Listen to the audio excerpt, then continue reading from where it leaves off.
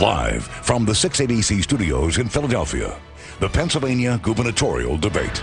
I'm here from witf-TV up in Harrisburg. Harrisburg, Pennsylvania's capital city, has been in the news nationally for all the wrong reasons. It's close to declaring bankruptcy. 19 cities and towns across the state are in distressed status, which is the bureaucratic way of saying they're broke.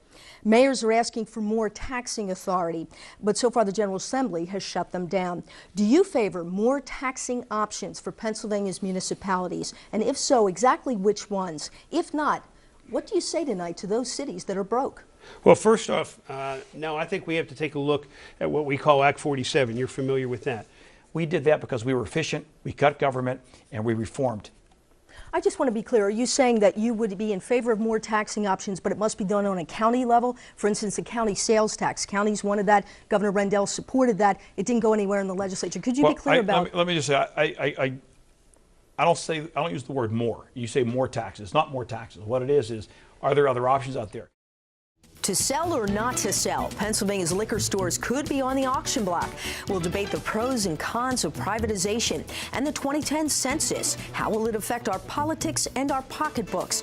Plus the news from around the Capitol. Join the conversation on Smart Talk next. We got a Facebook message from John Cram, and he says, why is the Commonwealth in the retail business in the first place? Our free enterprise system indicates that private ownership of retail is more beneficial to consumers. The arguments against private ownership are pitiful. Government ownership does not reduce underage drinking, nor does it result in lower prices for consumers. To Jeff's point, at the bottom fundamental level is that question, does the government belong in the liquor business? Well, the government's got involved in this business out of public safety, coming out of prohibition. And to this day, most states, many states still control alcohol at either the wholesale or retail level, and in most states regulated even if it's not running the business of wholesale and retailing. Not at this level, though. Not the total monopoly that the Commonwealth has. There are right 19 states that have control. We just saw what happened this past year in Washington State. Privatization was defeated as a result of the bright light of scrutiny. Let me say, though, I'm going to reject that for a second, because let's put up that Quinnipiac poll. They just did a Quinnipiac poll back in December, a couple weeks ago, and it was 66% of Pennsylvanians, that's 2/3 of Pennsylvanians, support selling the state stores to help out the state budget. So to say it's just big alcohol, people, you have a wealth of people who are saying, I'm tired of dealing with having to go to multiple places to buy food and alcohol. Why can't you just put it in one store? Don't dispute that people have those concerns, but when you look at what happened in Washington State, what just happened in Virginia, he used West Virginia as an example. West Virginia has been a disaster. If you put it out there, it's going to be easier for the younger folks to get a hold of it and things. Why do you think that, Chuck? If there were private stores rather than, because think about it, if you've made a $2.5 million investment to get that liquor license, are you going to jeopardize it really by selling to an underage kid? Sure. Too many inmates, too few cells, in a budget under stress. We'll look at alternatives to jail for convicted felons. And eyewitness to a revolution. A local man reports on what he saw in Cairo. As tonight, President Mubarak vows to stay in Egypt. Plus Joyce Davis on the crisis in the Harrisburg mayor's office. John, before I go to you, hang on, I want to go to Skip, because Skip, you're one of the folks, a judge who puts these people behind these state prison bars. But you said one of the crimes that you might have is burglary. On the face of it, maybe that doesn't seem violent, but it's categorized as a violent crime. Are you saying that someone who burglarizes a home now and might have a record that would lead them to more than 2 years in prison, which puts them in a straight prison, shouldn't be there? That's why everybody's missing the point. I mean, what's driving this entire system? One of the things is that we are much better at getting people's prior records. It's automated. You put your finger on a piece of glass, a computer tells you. You know, in the old days, it was aliases, and you never really knew, and you had to go to the other counties to get records. That's all available now. The judges are sentencing pursuant to the guidelines that are given to us by the legislature. And what's driving this, and you say, well, it's a nonviolent offender. That's true. But every time you do a nonviolent crime, you're getting more and more points on your prior record score. So somebody who does 7 retail thefts, he's probably already a repeat felon offender, where you look at these matrices, they're going to state prison. We don't write that stuff. I'm telling you right now. Isn't that not what society would say? If the person is a repeat offender of a crime like that, do they not belong behind bars, John Hargraves?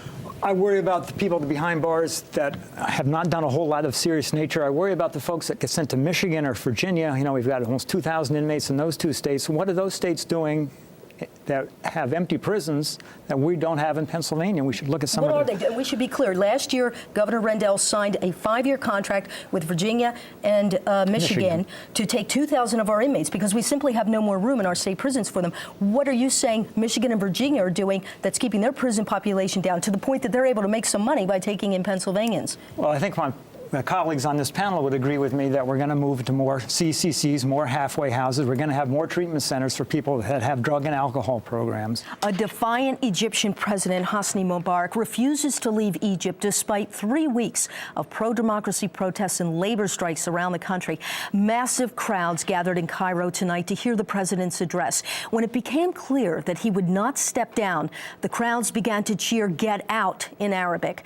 Mubarak said he would stay in Egypt until elections are held later this year. He has passed on most of his authority to his vice president, Omar Suleiman, and called for constitutional changes. We focus now on the youth-led uprising and the call for greater freedom and democracy sweeping several countries in the Middle East.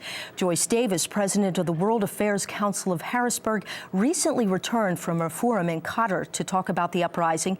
Dr. Mehdi Noorbakhsh is an associate professor of international affairs at Harrisburg University of Science and Technology. And Corky Dalton and his wife Lynn were visiting Cairo when protesters first took to the streets. The experience for you to be an eyewitness to the beginning of a people's revolt is something that is very rarely seen by people. Have you even processed that yet? I've watched the video that we took on the balcony several times, and it really looks surreal.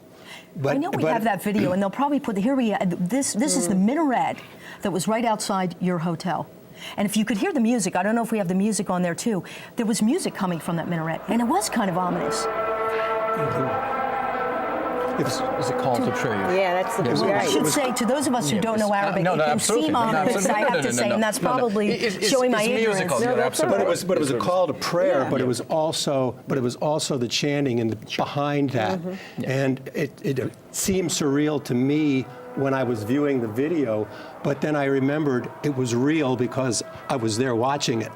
I had to separate coming back to the States and looking at the video from actually being there and seeing this, and actually almost getting a whiff of the tear gas, thinking we were getting whiffs of the tear gas from below. This is your last continent that you wanted to visit. You had not been to Africa. Correct. Could you have picked a better time, do you think, now that you're back on it? I think I was at the right place at the right time. I think, to me, it was a life experience, and I'm glad I had the opportunity, and I wish the Egyptian people so well. And maybe someday you'll get back there. Joyce, I want to come back to the issues for the American people. And you touched on it, Doctor, when you said the fear is radicalization. This is your area of expertise in scholarly research. You have looked at Muslim extremism. And that's what the American people worry about. And the Obama administration is concerned as well. The idea of the Muslim Brotherhood, which is a banned organization. But you could explain a little bit about that. What are the danger points here? That we want democracy, but the democracy we have here is perhaps not the democracy that will emerge in Egypt. Well, that's right, Nell. I mean, what we're seeing is a revolution. We don't know what's going to come after the revolution. When you heard what Mubarak had to say, and as Joyce mentioned earlier today, the U.S. government seemed to be indicating that they felt he was going to announce that he was stepping down. Well, what did he really announce? Is it a distinction without difference that Omar Suleiman now is the de facto president? The man is talking about commitment and honesty, and he wanted to protect the constitution of the Egypt. But where he was in the last 30 years, and this is a question of credibility, this is a question of the honesty of the man. And the man, Suleiman, who is in charge now, is connected directly to the secret police, the brutality of the last 30 years.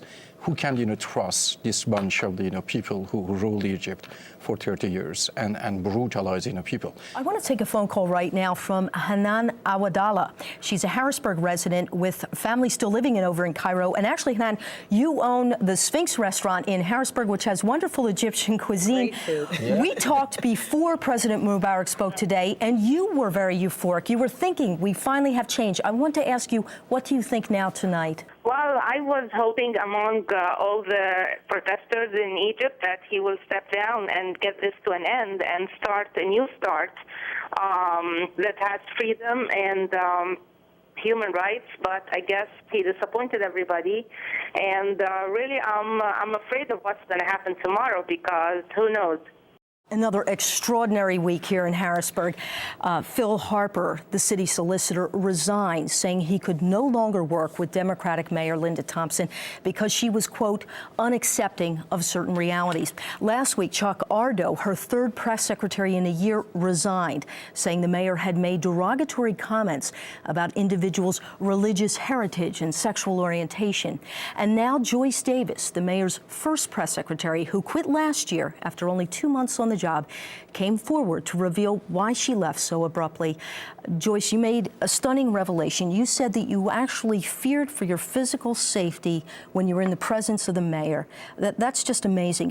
What exactly happened that made you feel that way? You know, I have hesitated to talk about what happened, although I did file an official complaint with the city's Human Relations Commission. I did feel that the mayor's behavior toward me was frequently hostile and aggressive because I was seen to be the personification of people like you, the press. And at times her behavior became quite what I would deem it was physically threatening. And did she ever touch you in a way that was violent? No, she did not threaten to touch me, but she did throw her glasses in my direction. And she stood up and was so threatening that I felt the next step would be for her to hit me, in my mind. So I simply said, this is ridiculous. I need to leave. An election 2010 debate. The Democratic candidates for governor. This is the Chief Executive Officer of Pennsylvania. That's the position you're running for. Let's be clear, 70,000 plus state employees, a budget of at least $29 billion probably, and you have to have a management vision and then set about achieving it. But what I want to ask each one of you, and really feel free in a conversation to join in, to name one decision you had to make in your professional life that you now say, boy, I blew it. That was the wrong decision, but I've learned from it, and this is the lesson I would apply in the governor's office. Joe Huffle, I'll put you on the firing line first. What about it? A decision you made as a professional executive that you thought, gee, I could have done this better, and I'm going to use that when I'm governor. Well, I tell you, I look back on, speaking of education, when I voted for George Bush's No Child Left Behind.